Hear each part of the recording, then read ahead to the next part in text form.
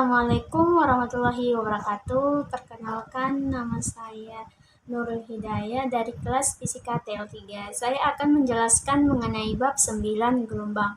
Yang pertama, menganalisis karakteristik gelombang mekanik. Gelombang mekanik adalah gelombang yang memerlukan medium zat perantara untuk merambat. Contoh gelombang mekanik. Yang pertama, gelombang pada tali. Terlihat saat ujung tali digerakkan naik turun.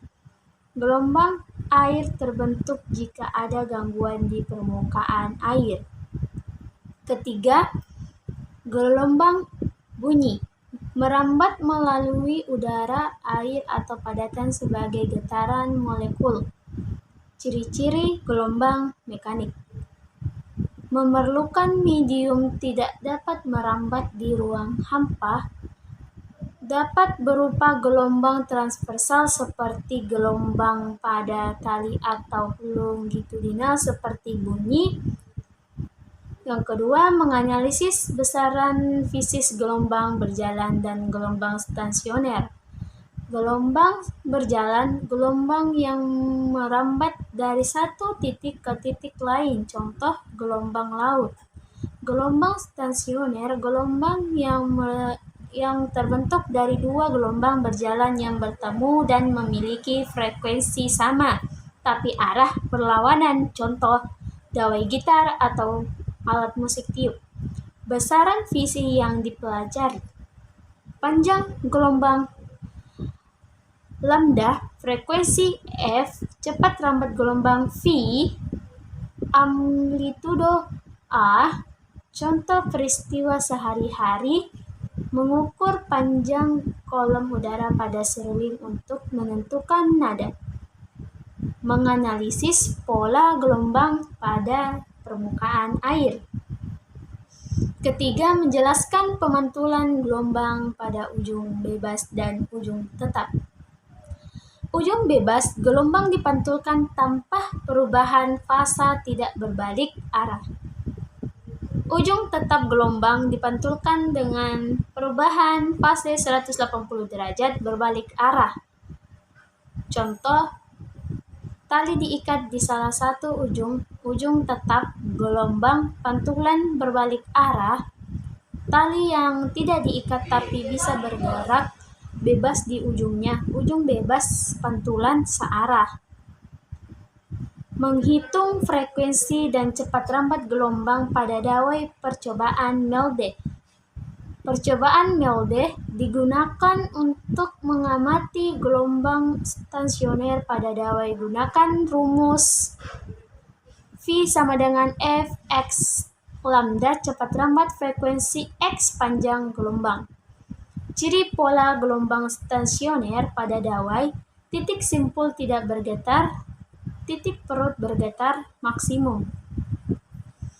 Dari jumlah simpul perut dapat dihitung nilai panjang gelombang dan frekuensi.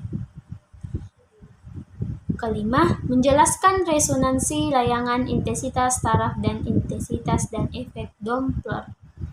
Resonansi terjadi saat frekuensi sumber sama dengan frekuensi alami benda, amplitudo maksimum. Layangan interferensi dua gelombang dengan frekuensi hampir sama bunyi, naik turun secara periodik. Intensitas I, energi gelombang per satuan waktu dan luas. Taraf intensitas TI, ukuran logaritmi intensitas bunyi dinyatakan dalam desibel dB. Efek Doppler, perubahan frekuensi yang diterima pengamat karena gerakan relatif sumber dan pengamat.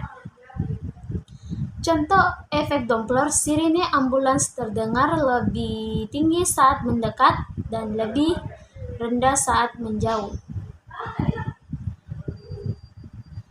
Keenam, presentasikan hasil percobaan resonansi, menjelaskan makna fisiknya. Contoh percobaan resonansi: dua garpu talah dengan frekuensi sama, salah satu dipukul garpu, talah kedua ikut bergetar karena resonansi tabung Resonansi mengubah panjang kolom udara hingga terjadi resonansi dengan garpu tala suara.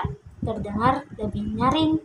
Makna fisik resonansi menunjukkan transfer energi maksimum ketika frekuensi cocok. Ketujuh, mendeskripsikan sifat-sifat gelombang cahaya, interferensi, difraksi, dan polarisasi. Interferensi, gabungan dua gelombang cahaya dapat memperkuat konstruktif atau melemahkan destruktif. Contoh pola terang gelap pada percobaan Young. Difraksi, pembelokan gelombang saat melewati celah sempit atau tepi rintangan. Contoh pelangi warna pada tepi bayangan. Polarisasi, gelombang cahaya hanya bergetar dalam satu arah. Hanya terjadi pada gelombang transversal seperti cahaya. 8 contoh penerapan polarisasi dalam peralatan optik modern. Kacamata. Kacamata polarit mengurangi silau dari pantulan cahaya, misalnya dari air atau jalan.